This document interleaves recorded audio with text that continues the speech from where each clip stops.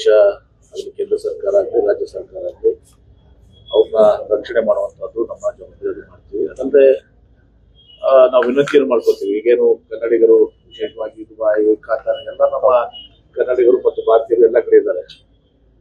ಹಾಗೆ ನೋಡಿದ್ರೆ ಸುಮಾರು ನಿನ್ನೆ ನಾನು ಡಾಟಾ ನೋಡ್ತಿದ್ದೆ, ಸುಮಾರು 70 ಲಕ್ಷ ಜನ ಖಾತಾರ್ ಹಿಡ್ಕೊಂಡು ಸೌದಿ ಅರೇಬಿಯಾ ಹಿಡ್ಕೊಂಡು ದುಬೈ ಮತ್ತು ಅಬುದಾಬಿ ಈ ಎಲ್ಲ ಇದರಿಂದ ಇದ್ದಾರೆ. ಹೀಗಾಗಿ ಅವ್ರನ್ನ ಆಕೆಯ ಸ್ಥಳೀಯ ಜನರು ಕೂಡ ಅವ್ರನ್ನ ರಕ್ಷಣೆ ಮಾಡಬೇಕು. ದುಬೈ ಸರ್ಕಾರ ಒಂದು ನಿನ್ನೆ ಹೇಳಿಕೆ 70,000 ಜನ ಇದ್ದಾರೆ, ಅವ್ರಿಗೆಲ್ಲ ಊಟ ವಸತಿಯನ್ನ ನಾವು ಮಾಡುವಂತೆ ಕೂಡ ಅಲ್ಲಿ ಕೂಡ ಸ್ಥಳೀಯ ಸರ್ಕಾರ ಕೂಡ ಅಲ್ಲಿ ಹೇಳಿದೆ.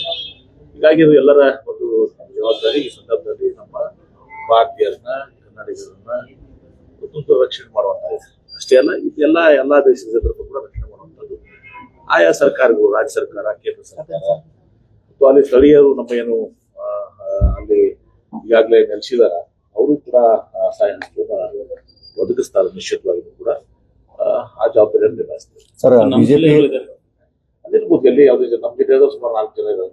ನಮ್ಮ ದೇಶ ಅಲ್ಲಿ ಕೇಂದ್ರ ಸರ್ಕಾರ ಆಗಲಿ ರಾಜ್ಯ ಸರ್ಕಾರ ಆಗಲಿ ಅವ್ರನ್ನ ರಕ್ಷಣೆ ಮಾಡುವಂತಹದ್ದು ನಮ್ಮ ಜವಾಬ್ದಾರಿ ಮಾಡ್ತೀವಿ. ಅದಲ್ಲದೆ ನಾವು ವಿನಂತಿಯನ್ನು ಮಾಡ್ಕೋತೀವಿ. ಈಗೇನು ಕನ್ನಡಿಗರು ವಿಶೇಷವಾಗಿ ದುಬೈ, ಖಾತಾರ್ ಎಲ್ಲ ನಮ್ಮ ಕನ್ನಡಿಗರು ಮತ್ತು ಭಾರತೀಯರು ಎಲ್ಲ ಕಡೆ ಇದ್ದಾರೆ.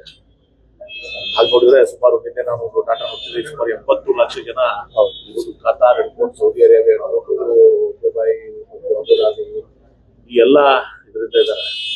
ಹೀಗಾಗಿ ಅವ್ರನ್ನ ಆಕೆಯ ಸ್ಥಳೀಯ ಜನರು ಕೂಡ ಅವ್ರನ್ನ ರಕ್ಷಣೆ ಮಾಡಬೇಕು. ದುಬೈ ಸರ್ಕಾರ ಒಂದು ನಿನ್ನೆ ಹೇಳಿಕೆ 70,000 ಜನ ಇದ್ದಾರೆ, ಅವ್ರಿಗೆಲ್ಲ ಊಟ ವಸತಿಯನ್ನ ನಾವು ಮಾಡುವಂತೆ ಕೂಡ ಅಲ್ಲಿ ಕೂಡ ಸ್ಥಳೀಯ ಸರ್ಕಾರ ಕೂಡ ಅಲ್ಲಿ ಹೇಳಿದೆ.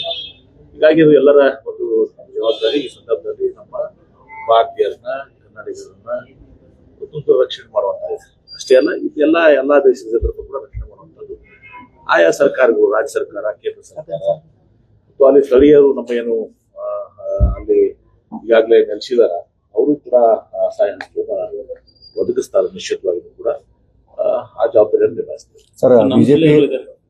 ಅದಿರ್ಬೋದು, ಎಲ್ಲಿ ಯಾವುದೇ ನಮ್ಗೆ ಸುಮಾರು 4 ಜನ ಇದ್ದಾರೆ.